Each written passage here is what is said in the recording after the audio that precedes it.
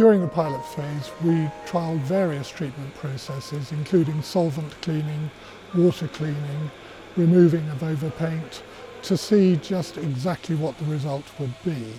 We found that water cleaning produced a relatively good result, removing quite a lot of dirt and restoring some of the vibrancy to the painting. If you look at the area that we've water cleaned against a section that we haven't water cleaned, the difference is striking and can be seen easily with the naked eye. The Fine Arts Commission under Prince Albert chose fresco for the Houses of Parliament because it was seen as being the most noble form of art. And when Maclise was commissioned in 1858 to paint the paintings in the Royal Gallery, he was supposed to do it in fresco.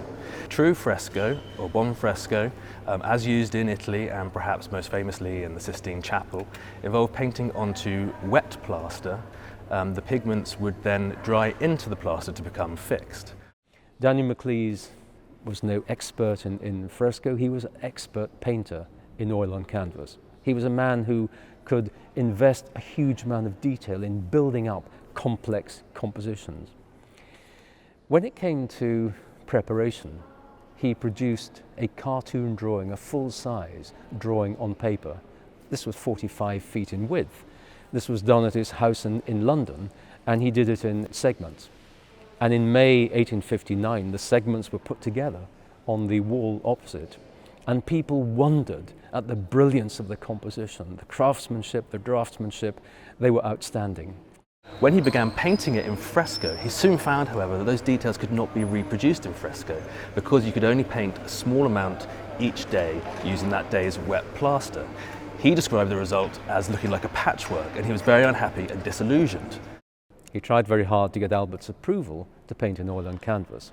But Albert intervened and actually threw him a lifeline and suggested that he contact colleagues in Germany who had been painting in a recently developed wall painting technique called waterglass. Waterglass painting involved painting onto dry plaster and then fixing the pigments with a solution of either potassium or sodium silicate.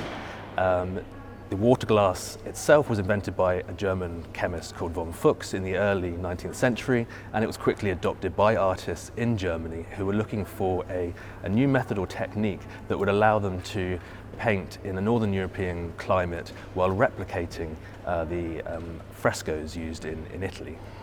Waterglass enabled him to reproduce the details that he wanted to include in the painting, but also give the matte finish and bright colours that fresco had.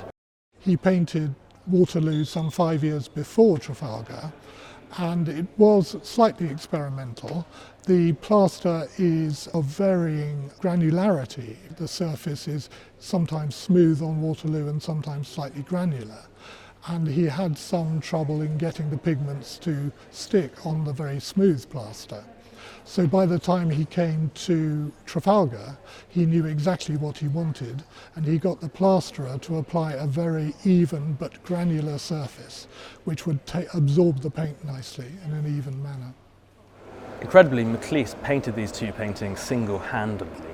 There's a wonderful painting which shows him at work on the Trafalgar painting. And you can see his assistant making his colours, and you can also see some of the equipment that he needed for the waterglass technique, including the syringe which he had seen and brought back from Germany, which allowed him to spray the finished painting with the solution, the waterglass solution, that would fix the pigment to the plaster. His assistant, Maclise, actually included in the Trafalgar painting as a gunner on deck, which was a nice personal touch, I think, of somebody who had evidently helped him so much create these two wonderful, magnificent paintings.